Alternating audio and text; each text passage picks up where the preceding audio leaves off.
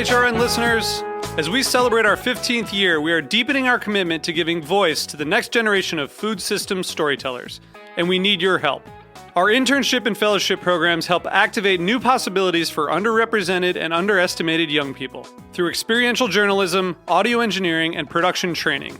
Through these unique programs, HRN helps food equity stewards build essential workforce readiness skills that expand their potential and foster economic mobility. Please consider supporting these critical programs. And with a minimum donation, you can be entered to win a dinner for two at an amazing restaurant in one of 8 cities and tickets to a concert at a great venue in one of those cities. We have incredible partners across the country who have donated, as they also share our passion for helping to educate the next generation of food systems storytellers. Check out heritageradionetwork.org/15 to donate and enter to win today. That's heritageradionetwork.org/15 to donate and enter to win today. And make sure you donate before March 31st. Thank you. This piece was brought to you by Roberta's, robertaspizza.com. You're listening to Heritage Radio Network. We're a member-supported food radio network broadcasting over 35 weekly shows live from Bushwick, Brooklyn. Join our hosts as they lead you through the world of craft brewing, behind the scenes of the restaurant industry, inside the battle over school food, and beyond. Find us at heritageradionetwork.org.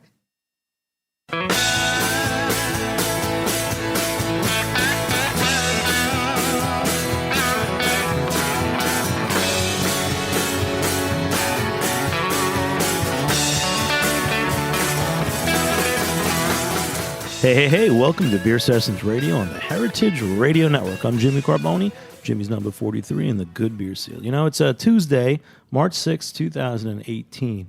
We'll be drinking some Danish craft beers, and we've got some good friends in the house. BR Rolya from Shelton Brothers. How are you, BR?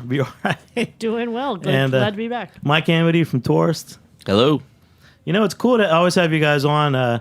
You know, Mike, you represent so much in craft beer in New York now with Torst and your knowledge, and with BR too, you know, with what you're doing at Shelton Brothers. So it's cool. You reached out to us a couple months ago, and you could have a rep, Jens, from Torst in Denmark. Nice to be here. And we planned this show out, and it's fun for me because I haven't really drinking that much Torst, and I know Mike you have, and BR. So we're going to taste the beers and talk a little about what's going on in Denmark. You know, for me, when, you know, most people think about Danish craft beer, they're probably thinking Mikkeller or Evil Twin.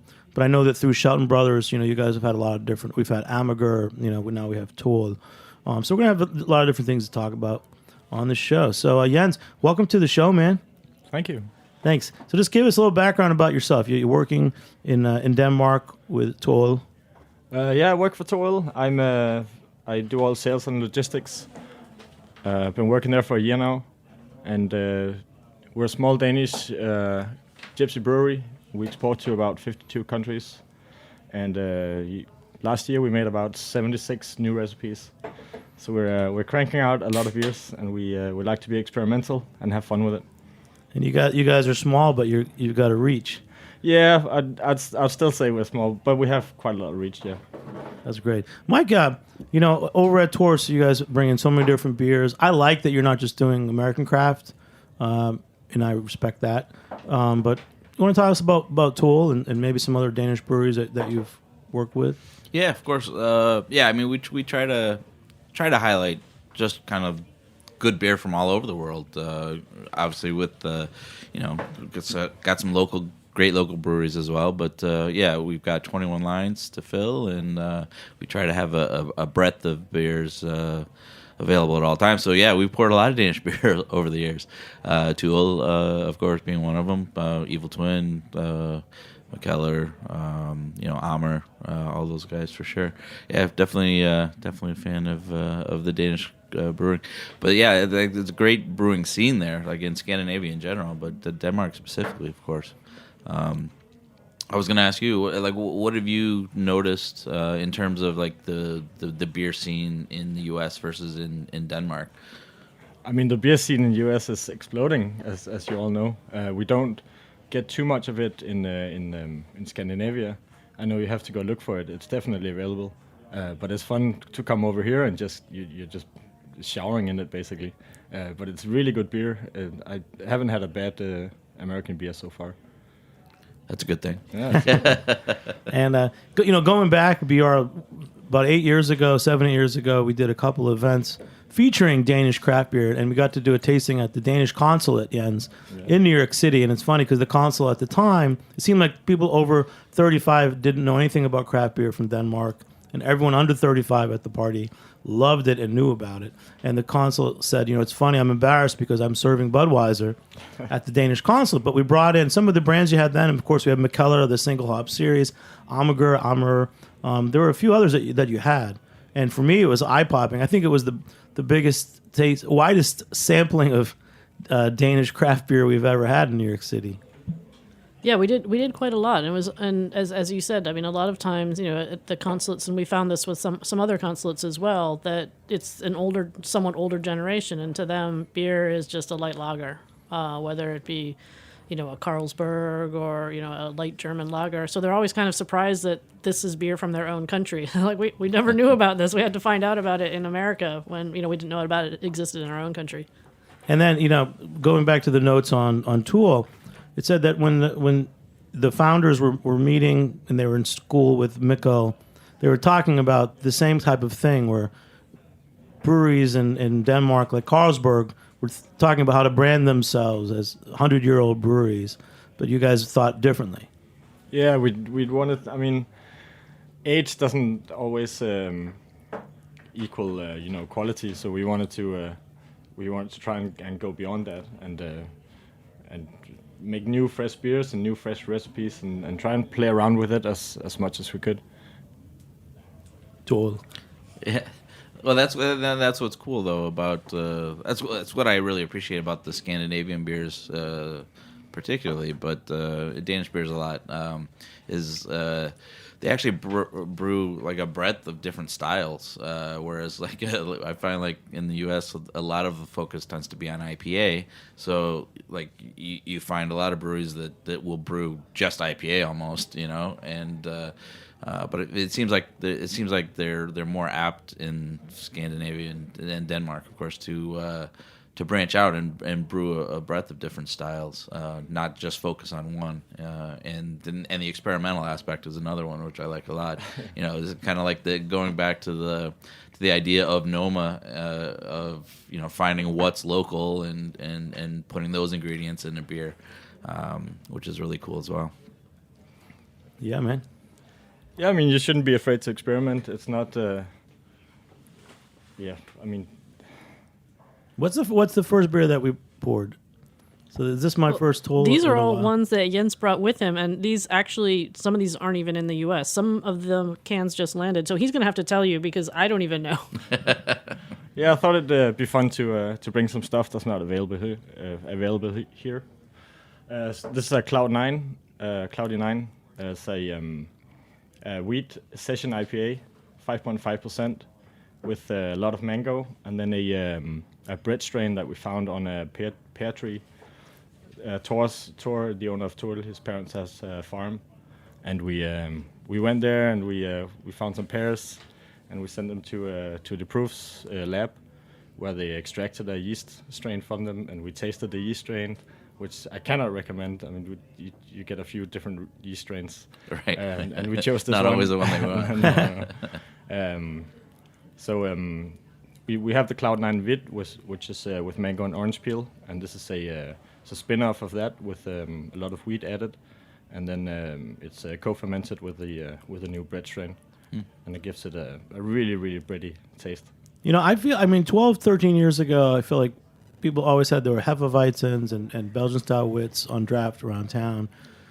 From the recent shows, I'm seeing a lot of brewers are starting to make wit beers again, wheat beers. I don't know if you're seeing more of that, Mike. Well, brewers brewing wheat beers? Yeah. Yeah, absolutely. It's one of those styles that people really respond to, I think. I mean, it's we have any number of like the super nerdy beers at Torst, but a lot of the people that are coming in are looking for something that they, depending on where you are in this sort of craft beer spectrum, is they want something that they recognize, and a lot of people will respond to a wheat beer because those the German wheat beers and the ones from Belgium particularly can be those kind of gateway beers for people. So those are good like first beers to kind of like start this adventure in craft beer because they open up the palate, right? They're totally different than the standard pilsners and showcase a different range of flavors than like regular lager drinkers are used to, and that sort of that new information for those drinkers can really sort of open up the whole palette of flavors and all that you can experience at craft beer. So yeah, a lot of people still, even if they're further along, if it's a hot summer day, there's nothing better than a nice wheat beer. So yeah, we see that a lot. That's good. It's refreshing. BR, how many of the Toll beers? So you said you made over 70 beers last year, Jens. How many of the Toll beers do you guys bring to the States and sell in New York City? Most of them. I mean, the ones, we've got 4 different cans here. The cans do super well, in part because of the artwork. They have a dedicated designer who does some fantastic artwork. So they just look really nice on the shelf. And cans are very popular now. But even the bottles, I would say, I mean, we don't do all 70. There's certain times, they'll send us a list of what they have available, and there's certain things that we, might be interesting, but we're not sure exactly how well they will sell in the U.S., and that's, always a hard decision of something we might personally want to drink it, but is it going to just be sitting in our warehouse? Is anyone going to order it? So we have to be a little bit selective. But, normally, I mean, all the beers that we get from Tuol are always very popular and very tasty, so... Thank you. Yeah, and what are some that you guys are selling? Who wants to answer that question? Here, I know that the new Mister series just landed. We rebrewed 6 different beers. We did a previous iteration of them, and now we did them again, but in new recipes and at the same time, because previously they came out. So at Toll, we have to make up some slogans for you guys. At Toll, we never rest. That's pretty good, yeah. Fucking Toll. I like that. You like that? I can do my accent a little bit. Yeah, man. You could name a new beer. Yeah, man. What would that be? But let's try another beer. So this was Cloudy 9. I liked it. Right. And Mike, how does it do for you guys? Do you bring in Tool on draft sometimes at Torst? Yeah, actually, we've done both. Especially, I think the last one we had was Black Ball, the Imperial Porter, which I'm a huge fan of. And also a big fan of the Sir series, the Sir Amarillo, and I like the way you guys pronounce Sir, because it's in Danish it's pronounced Sur, but you pronounce it Sir, so it's like a royal beer. Oh, is that what it is? No, it's not. Sur means sour. Oh, okay. But the way you pronounce it, it sounds like it's royalty. Sir beer. It makes it that much more fancy. Yeah, exactly. Sir Sewer. Yes, exactly. So sour beer. And is it hard to translate? The names that you guys pick. Yes, it is sometimes, but I think that it has its charms. You bring a bit of your old or your local language into naming the beers. We have the Milk series, and milk means milk, but not many people will ever know that. They will love the whole series, but they won't understand what it actually means. I like that. But some breweries do this. That's cool. Just tell us about the founders, because I don't know them. What are the names of the founders? Thor Günther and Tobias Emil Jensen, and they went to high school together. So the background is what they were students of Mikko from McKellar? Yeah, he was teaching chemistry at the high school they were going to, and after hours they pirated the kitchen facilities because they wanted to brew. They were tired of the beers that they had at the Friday bars, kind of boring pilsners. So they thought we can do better. We can make something more fun. So they started basically homebrewing at it's this weird Danish school. It's like a democracy-driven school, which it's better than it sounds, but it's still a strange concept. So then they would brew on off hours. They brew on off hours. Yeah, and sounds like a fun chemistry at project. the school. Yeah, I can't imagine that happening in the U.S. No. Maybe it is, and we don't know. What was that bad? What was the show about the crystal meth? Yeah, that's right. Bad something. Breaking Bad. Yeah. See, I don't know all the pop references. And then BR. So this next beer is what? Another secret one from this is the Denmark. It's the Mr. Blue. We want to make an Imperial Berliner Weisse for fun. That's crazy. Yeah, this is 9%. with blackberries, aronia, acai, and blackcurrant. Oh. I think most people would pronounce it acai. Sounds like my daughter's breakfast. Yeah. Or smoothie, right? Very nice. Right. But it doesn't really taste that much like fruit. No. What do you think of it, Mike? I mean, an Imperial Berliner Weiss, talk about styles. Yeah. It's a unique style to begin with because Berliner Weiss is typically quite light and low alcohol. Yeah. It has a little bit of tartness. The ones from Berlin are quite subtle with the sourness, but with the craft beer taking off, as an industry, take things to extremes. So it makes sense to make an imperial version of this kind of lightly sour, subtle beer that started, and then throw a lot of fruit in it. And You have to kind of tickle the boundaries a little. yeah, absolutely. So 9%, that's crazy. But I'd love. It's really nice. Yeah, I think the fruit comes through quite a lot, and got a little bit of funk to it, which A I little bit like of a funk, lot. Yeah, That's from the fruit, I'm sure. yeah, absolutely. It's awesome. But I like a beer that's 9%, and I don't really think you can taste it's 9%. Maybe that's just me. No. It's sneaky. It's sneaky, Yeah. yeah. It's more well-rounded. Some of their Berliner Weiss are a little too thin Yeah. and too low alcohol. Yeah, and I think the acidity level I like a lot too. Sometimes they can be enamel strippers, but this one's really well balanced. So yeah, nice balance between the acidity and the fruit, and it's a nice platform. BR, is this a beer that you guys would pick up and sell in the States? Oh yeah, we had last year's Mr. Blue. The whole Mr. series was based on Reservoir Dogs characters. But no, we actually have these cans, I think, just landed at port. So they'll be coming in on limited edition into New York probably in about 2 weeks or so. But yeah, it's nice that, the fact that Berliner Weiss in Berlin are served with either the raspberry woodruff syrup. So you have a little sort of touch of sweetness from either the fruit or herbs. So they already put the fruit in there for you.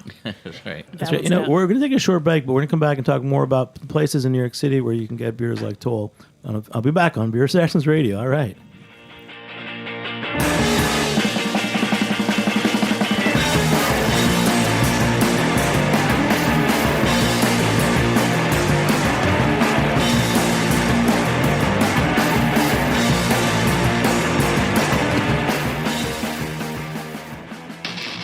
My name is Brandon Hoy, co-owner of Roberta's, a super duper awesome place. Roberta's is a very, very, very, very proud sponsor of the Heritage Radio Network. We're also super awesome. Thank you, Heritage. All right, welcome back to Beer Sessions Radio on the Heritage Radio Network. Got some good buddies out there, including Roberta's Pizza, our home, and I'm going to stick around for probably, a margarita pizza afterwards, BR?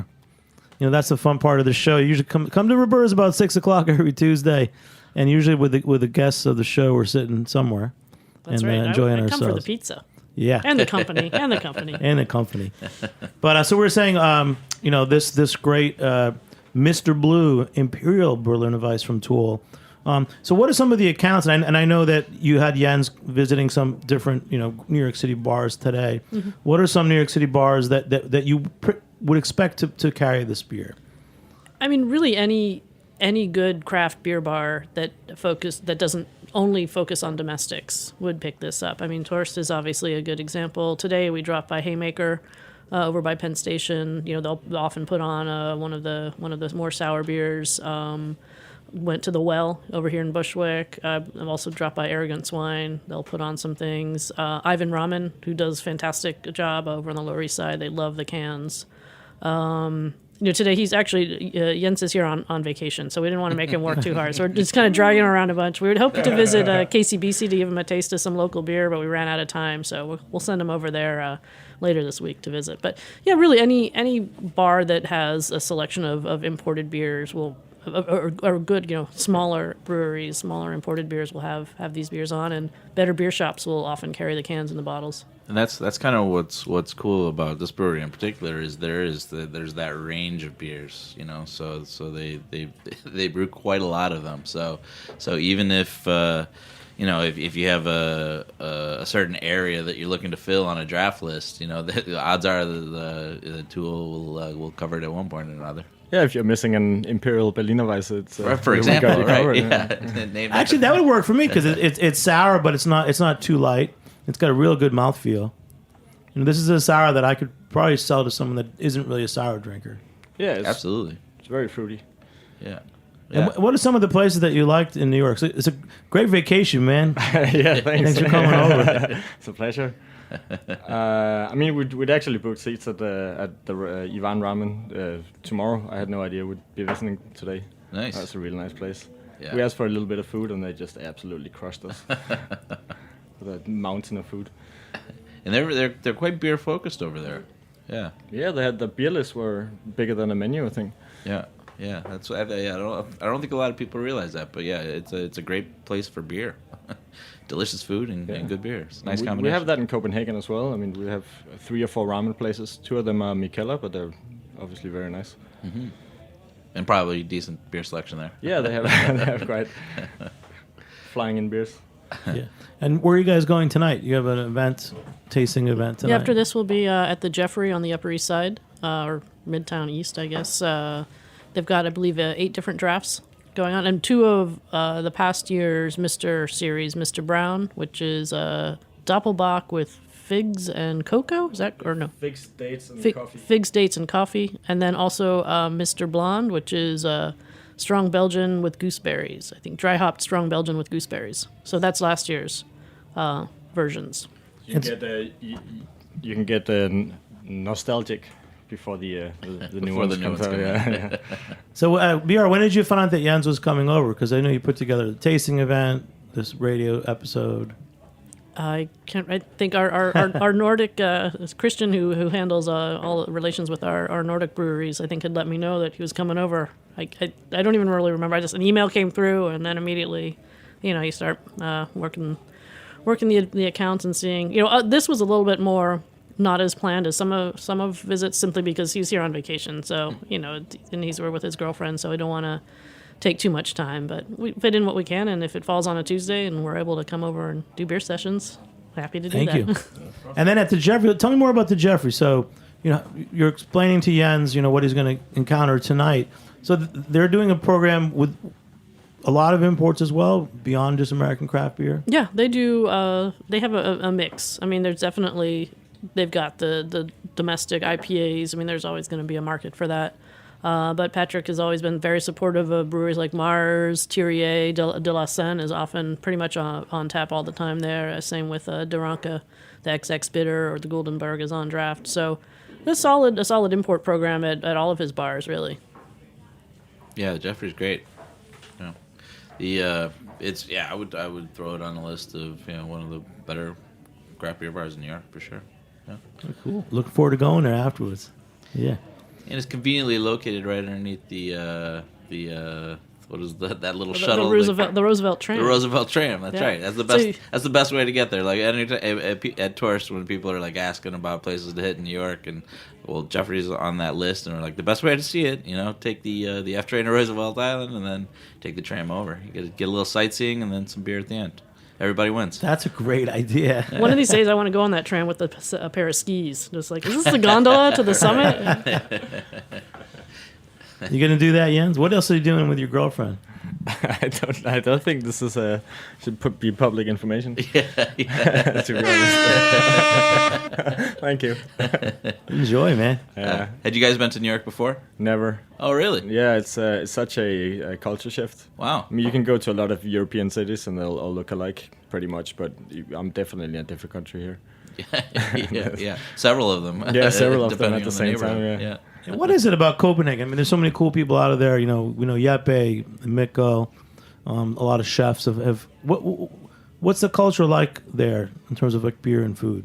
In your words. Well, it's very competitive, and whereas in the US you have strong competition because of the local breweries. Every place will have a lot of local craft breweries and almost no import. I think it's almost the opposite in Copenhagen, where you'll have almost exclusively import beers, really fast rotating taps, and all the beer craft bars. There are more. I think there are more than 40 craft beer bars in Copenhagen alone. Wow. It's a city of 1 million people, and they will have fast rotating taps, and you have to go there very fast if you wanna try something fun. And you guys also have a brew pub, right? Yes, we have a brew pub. Is it in Copenhagen? Yes, it's at Nørrebro called Brews. So we thought we'd open our own local brewery and make some fresh stuff. And it's proven quite a challenge because we decided to open a shop and a really a nice restaurant and a brew pub and a brewery at the same day, which I can't recommend. But it's running very smoothly now. We have our 3-year birthday. The same people work at all the shops, or it's different crew? No, it's a different crew. Like 3 people. Yeah, no, yes. It's 3 very busy people. It's also a doorman. It's a converted factory, right? Yeah, it's an old train factory underneath the cinema, and we actually had to soundproof the ceiling because the cinema was making too much noise. Oh wow! Yeah. Oh, not the other way around. Wow. No. You'd be hearing the lightsaber and getting Star Wars spoilers. Mike, have you been to Copenhagen? I haven't actually. No, I've only been to Scandinavia once. We went to the All In beer festival. Right. Is that one that you guys go to? Usually, yeah. Yeah. I was amazed by it actually. It's a great festival first of all, but I was amazed at the amount of Scandinavian breweries, many of which I had never heard of before, and the overall quality I think was really good. And it ranged from beers, and there was a guy that had some meads there. Yeah. And everything was great. Yeah, I was really impressed. So it's by called the All In Festival. All In. What Beer is it? Festival, Who's behind that? It's in Gothenburg, Sweden. It's a good size. It's a good size So festival. is it an international festival, or are there breweries behind it, or? It's put on locally, and I think it's all Scandinavian breweries. I think is that I think it is actually. Yeah. Well, actually, no, that's not true. Because there was a guy from the Netherlands, which I don't think is the last I checked was not in Scandinavia. So yeah, I'm not. But the focus was certainly on Scandinavian breweries. Maybe it's all Scandinavian breweries and then one guy from the Netherlands. And the guy from the Netherlands. Yeah. By marriage, maybe. But no, it was the festival was a good size, and it was really well run, and like I said, a really good selection of breweries. Again, a lot that don't get to the States too, which was kind of cool. And I was impressed by Gothenburg as well, which is a really good beer city. It's kind of like the brewing home of Sweden, I guess. It's also an amazing city if you love churches. Everywhere. Fair number of churches. Yeah. I saw a lot of them. Yeah, it's good. Yeah. You've had the Gothenburg experience. And Yeah, they're very pretty from the outside. Yeah. Keep the list going. I need to check out these places one day. But yeah, so now, as your job with Toll, so will you be at all these festivals? Is that one of your jobs, or are you just doing sales? I'll go to as many of them as I can. We're quite a small team at the office at Toll, and of course we wanna go out and meet people and represent as much as possible. But in May alone we have the first week is Tallinn Beer Craft Festival, then it's Mikkeller Beer Craft Celebration, and then I have a Scottish wedding, and then there's Budapest Beer Week. So and that's 1 month alone. So Is that your Scottish wedding? No, Not yet. not yet. But it's a challenge to you have to say no to some things, unfortunately. Yeah. Why did I was curious about the decision to call the brew pub something different than the name of the brewery? Right. We have to. The beers are different. It's a different concept. We wanted to bring it away from Toll because we are. We are a gypsy brewery, and that's part of our story. And Right. I think making our own brewery, we have to disconnect from that association somehow. Got it. And it's we also wanted to fit it in to the local area. And brews means carbonation in Danish, so it is a Danish word, and it is a local place. Yeah. So everybody locally would automatically know who's making the beers. Yes, anyway. exactly. We didn't have much trouble tying it into the Toll name for people who came there, Right. and we don't do much export, so it's not a big issue. And it's all designed to be served right there. It's not. Yes, Yeah, we not have gonna- 6 serving tanks. We have a line running from the brewery straight to them, so the beer will travel 20 meters, and you can get the freshest IPA at least as fresh as we can possibly make it. Right. Yeah. Which is quite nice. Yeah. Wow, that sounds good. What are some of the other things you serve there? So do you have spirits? Do you have wine? Do you have no, we menu? have we have a lot of brews and toll beers. We'll have a lot of tap takeovers and guest beers. We do kegtails. We'll do. What's that? Keg tails? Yeah, it's a cocktail in a keg. Basically, you pre-keg it, so all you have to do is add ice and pour the cocktail. We did a yuzu gin tonic, but instead of using tonic, we dry hop it to get the bitterness. And it's quite nice when you have real professional guys doing it in a professional brewery. They come out really nice. We have a nice restaurant. We play around with fermentation, do a lot of kimchi. We do fermented fries, which I wish you guys could taste, because they're quite extraordinary. Fermented potato fries? Yes, fermented potato fries. They get really crispy on the outside and soft on the inside, and have a little bit of a acidic taste to them, but in the nicest possible way. Yeah, that sounds delicious. It's quite something. Yeah. Fermented fries. What beer would go with that? Any beer. Anything that's fermented will go with So that. fermented foods go well with fermented drinks. Yes. Wow. Funny enough, yeah. It's like the Tall Bruce revolution. But it's funny. I mean, you guys, and your art speaks for your brand. I know BR, you sent me a link. Your cans are cool. The label art is noted. And it puts you up there with a lot of really cool craft brewers that we know. What is it about craft breweries? Seems like so many of them with the cans, it's enabled them to step it up and really devote that surface to art. Is that just what makes you craft, that you get to do these cool things? Well, it's nice. I mean, first of all, I love canned beers more than bottled beers. There's just so much more real estate to put fun stuff on. I think a label on a brown bottle is hard to balance out, and if you get a whole nice sleeve, it just makes the beer look better. As for us, our design, we have one guy doing everything since the beginning. It's called Kasper Ledet. He will write about the design on his Instagram profile, and it sometimes catches me by surprise what he's actually thought about, because a lot of work goes into these, obviously. But it's interesting that there's even though each can and each bottle are very, very different, I still think you can see it's a Toll beer. People will say that's a Toll design. Yeah, it's interesting that there is that connection between the art on the label and the beer, and that seems to be a kind of a Scandinavian thing, because you see that a lot more there than you do, I think, in other places, like the Omnipolo with Carl and Hennek, and Evil Twin with Martin doing all of his labels, and Mikkel is obviously known for his labels as well, working very closely with the same artists. So yeah, it's really interesting, because it can work beautifully when those two things match up really well. Cool.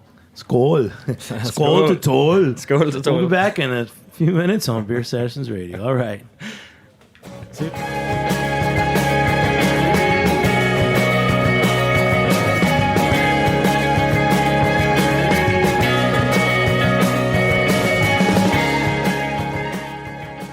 Hey, like what you hear?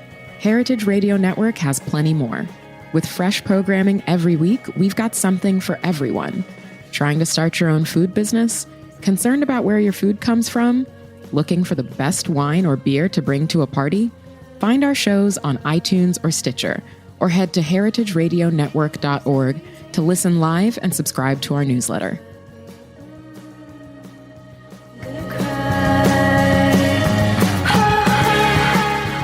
Hey, welcome back to Beer Sessions Radio on the Heritage Radio Network. Heritage Radio Network was just down in Charleston for the Wine and Food Fest. David was down there. You had a good time, David? Had a great time. Drank a lot of Palmetto Pills. Palmetto Pills. We had some fun down there at Edmund's Oast. I went down last year with you guys. But, HRN, heritageradionetwork.org, become a member, and you can keep track of these great things, food festivals, and where to find a good beer or wine in New York City. So that's what we're talking about here. BR, you just poured us another Toll beer. We're tasting through, I think, 6 beers from Toll, from Copenhagen. Jens is with us, Mike Amidei from Torst, and BR Rolya from Shelton Brothers. Yeah, so this one actually has not this particular label, as we were talking about labels earlier. It's the Fuck Art series.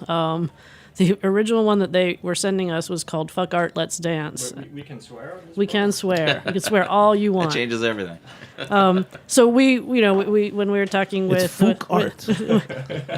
with the brewery, was like, yeah, that name is just not going to cut it with a TTB. We're going to have to change it. They said, they said, no, can you please put it in? I mean, we can fight it for freedom of speech and all that. We'll try, but we're just letting you know now it's going to really delay the release of your beer. So we put in the label, which had it was a collage of a bunch of different images, and came back, with a rejection, which was, we were not surprised, and then actually read what the rejection said, and one of the collage images was of a hamburger. And the TTB said that we had to remove the image of the hamburger because it implied that the beer was made with hamburger in it, and you couldn't do that. So Dan Shelton was ready to fight that, in terms of saying that that's just absolutely ridiculous. It's not true. Just because it's on the label as a picture doesn't mean it's in the beer. And then we're looking sort of at the bigger picture, thinking about, what, they said nothing about the fact that there's a swear word on the label. Let's just let it go. We'll remove the hamburger. And so that was the original, the Fuck Art. Fuck Art, Let's Dance. And in retrospect, there have been some beers that just throw hamburgers in there too. So maybe they weren't that far off. We've had trouble like this before. I remember we have a beer called Liquid Confidence, and we had to rename it Liquid Confidential because it wouldn't. Calling it confidence would imply you gain confidence from drinking the beer, which you obviously do. But you can't say that. No, yeah. It was a no-go in the States. Any others that you've had to change? Well, actually, this one is called Fuck Art. This is architecture, and there was a big. There's a picture originally of one that big Korean building. And the Asian market wouldn't really. I don't think they were too happy about that. So we took it off before it evolved. So you made financial decisions about your label. Yeah. So you don't have as much creative freedom as you think. No. You don't want to alienate the Asian market. But but Americans like using swear words. Yeah, I heard. Yeah. And then what is this beer? I talk about the label, the name. This is a farmhouse, good old farmhouse IPA. So you will buckle under to financial obligations, but you can still be creative on the label. Yeah, it is cool. I mean, that is something definitely about cans, Mike. Right? That it's a canvas. It's like old school record labels. You can sell and really have a creative. Absolutely, yeah. And it works the other way too. I've seen, and without naming names, obviously there are some.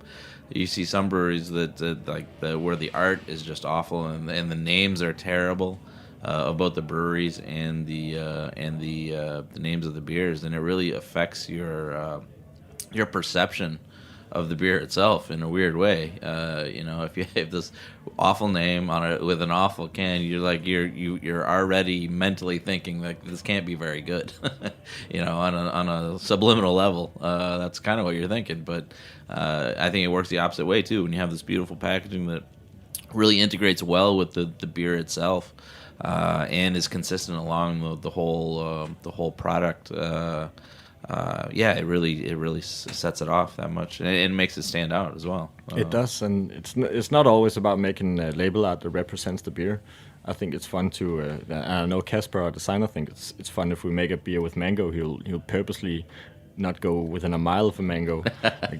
You'll not know what the beer is until you drink it. Yeah, which is funny. They did the Russian roulette series. It was sort of like that as well. That was Evil Twin and Omnipolo, I think, a collaboration where they brewed a light and a dark version of a beer, and in a 6-pack or whatever of bottles, you didn't know which beer you were opening because they all had the same label. We're doing Fuck Art. This is hygge soon, like hygge, the Danish word for coziness. And I think the label is just the most dark, gloomy forest with big white letters written over it. And I kind of like that because it's just a weird concept anyway. Yeah. And then what about for your kegs? You've got the canvas of a can, for art. Then when you're just selling beer on draft, how do you market that? Or well, I mean, some breweries choose to label their kegs. We don't really see any reason to do that because they should be in a cold room behind the They should be. They'll be stored. No one will see the kegs anyway. Right. It's mostly for fun if you want to do that. We made tap handles that just came out very simplistically designed. We had some guys from Tap Handles come out and show us all these samples, and we're looking through them, and they have a big book, and they have all these crazy designs, and they can do basically, I mean, the sky's the limit for these guys. You can do whatever you want. And at one point, out of the blue, the guy mentioned fake marble, and I saw Kasper, our designer, his eyes just lit up, and now we've sold 1,000 tap handles. They're made of fake marble. Fake marble. Yeah. Wow. Now let's talk about collaborations. I know you've made some. Are there some collaborations in the works? Some toll collaborations that did really well? Yes, usually when we do collaborations, we'll do them at other people's breweries, as we are a gypsy brewery, and that makes it more complicated to bring them to the United States, unless the brewery is already working with the Shelton Brothers. I brought one today. We did with Pojala from Estonia. We do a lot of stuff with them because they're as unhinged as we are. they will never say no, and we won't really ever say no either. So it'll end up being these beers that are not really for general consumption. I think it's more just for us to made by and for the two breweries exactly, that are yes, exactly. So this won't come to the United States. This is just something you have from Copenhagen. I brought this in a bag. I actually don't know if Pojala managed to ship any to Shelton. They did. They sent a very limited amount. That I just got the notice that it arrived, I think, yesterday. So, not Awesome. at our warehouse. So, but it's super limited. I don't know how much of this is going to make it down here. So you guys, this Estonian brewery, that's We are one of importing yours. them. Yeah, we are importing them. Fun fact: apparently my ophthalmologist really likes them. He shops at Beer Table and was asking me if I'd ever heard of this one beer. I was like, oh yeah, that's our Estonian brewery. So are you now paying for your ophthalmology via beer now? That's right. The trade-out agreement? I should actually at the prices he charges. Yeah, Pojala is awesome. We've been putting on quite a few of their beers. Especially their malty beers are amazing. Yeah, they know what they're doing. Yeah. And for the folks at home, they hand dip all their bottles in this wax. And for this beer, they put glitter on it for some reason. And I think it's just to piss us off. So BR is just like fighting to take the wax top Yeah, off. it's taken quite a while. This is not beer. You open by random. Sometimes I'll just take like the side of a opener or a beer key and just whack the wax until it chips off. Or just Sometimes you can chip the top of the bottle too. you could just do a cowboy style and break off the whole neck. Yeah. I found myself getting annoyed when I have beers like this because it takes so long to open them that by the time they open, they better fucking taste good.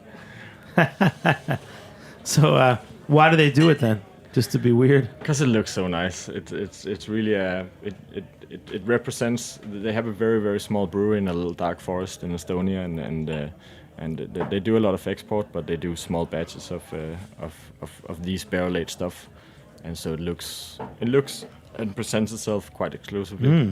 This beer smells amazing. Wow, the nose, right? Mike, that's the first thing I thought.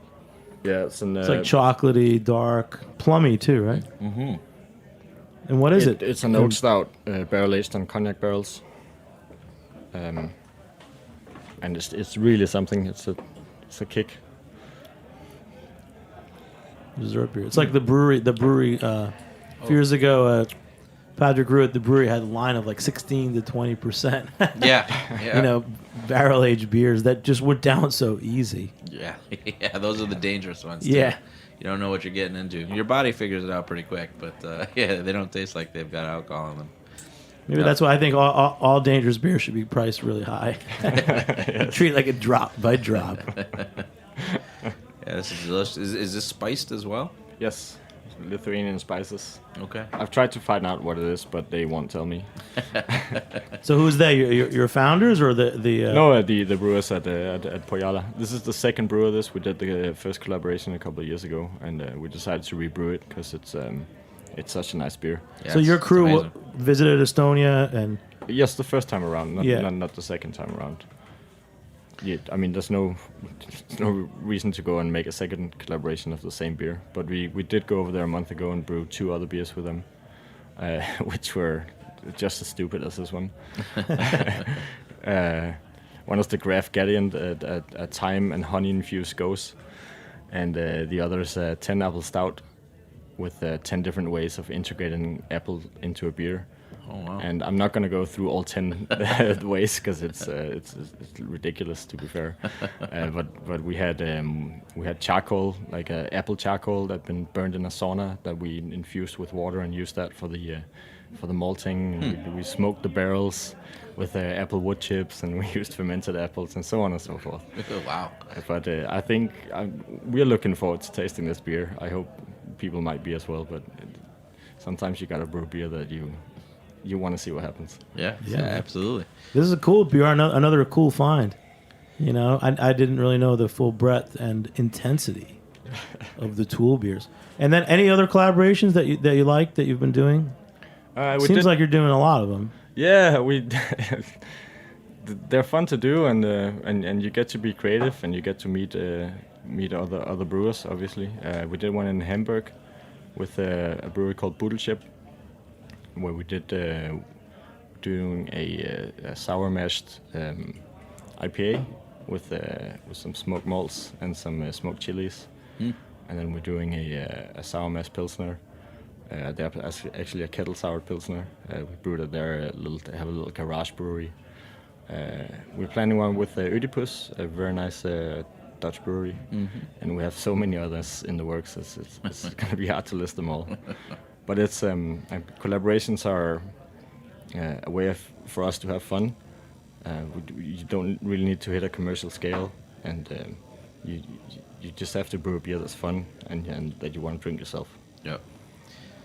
And you guys are Gypsy Brewers. Like, where you're brewing in Belgium for most of the things? Is that right? I mean, I think 99% of all Tool beers are brewed at the Proof in Belgium. Yeah. They make really good beers there. Yeah, they've got it down for sure. Yeah, they got it down. They know what they're doing. Wow, I just learned something. That's cool, man. I like these. You know, I was going to say let's pop some more beers, but this last one... Yeah, it's pretty heavy, yeah. Yeah, this is like it's coating my mouth and my glass. You want to pop one more beer and we can... Let's say Mike brought some beers as well, so yeah. we want to monopolize the beer selection here. You wanted to open this IPA or... you pick. And why don't you tell us what you brought, because it gives a good sense of what you have at Torst. Well, in this case, two-thirds of this does. One of them here is this is an IPA from Boomtown. One of the guys that used to work at Torst, named James, who moved out to LA and is brewing with these guys now. So this is the Irishman, James Macher. That's the fella. Yeah. All right. Absolutely. So yeah, I'm excited to give this a try. So this is the first beer that he was truly involved in creating.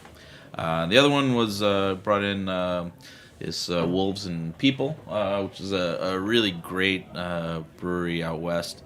This is called Goldberry, and it's a saison, barrel-aged saison with fruit. And then the other one is a local one, Transmitter, B2, which is I pulled from my personal cellar. This one's from 2014, so thought we'd give it a shot. Vintage. All right, let's pop one and we'll taste. We're going to wrap up in a few minutes. So, BR, you guys, we're going to the Jeffrey tonight. Correct. In Midtown, right under the Roosevelt Island tram. And you're going to bring your skis. That's right. And Mike, Torst, you guys have a new menu too, don't you? We do, yeah. We're really excited about it too. We had our previous chef Chewy, who we're all a big fan of, has left, and he got an opportunity that he couldn't pass up. So we wish him well. But our new chef's name is Matt Cruz. He comes to us from out west as well. He worked at Lazy Bear in San Francisco, which is a 2 Michelin star restaurant. He's worked at a couple places in New York as well. But starting off on the bar food, we have a full list now, and the food has been great. We're really well received, so we're pretty excited for it.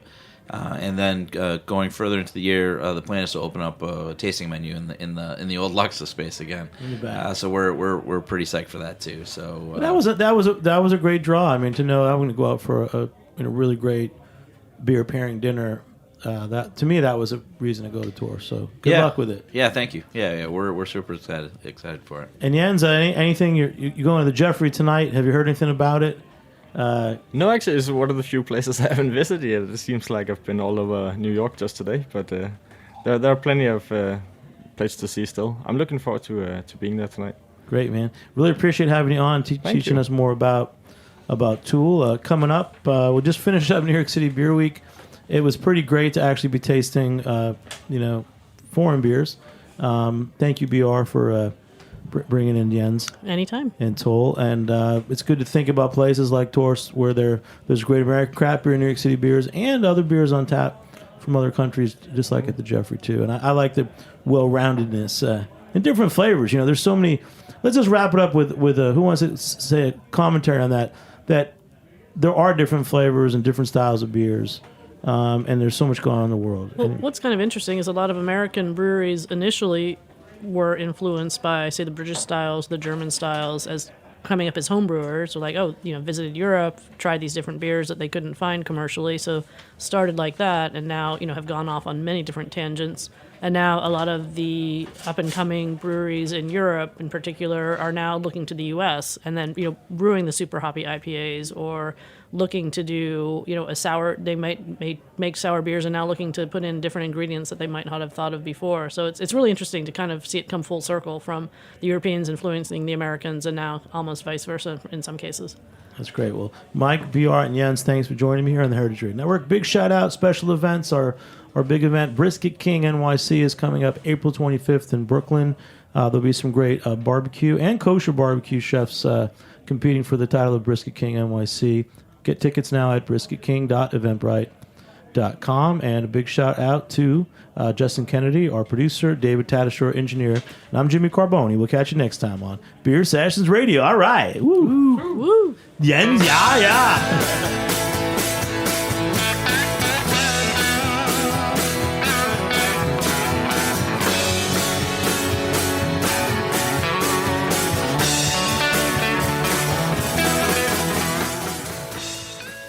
Thanks for listening to Heritage Radio Network, food radio supported by you.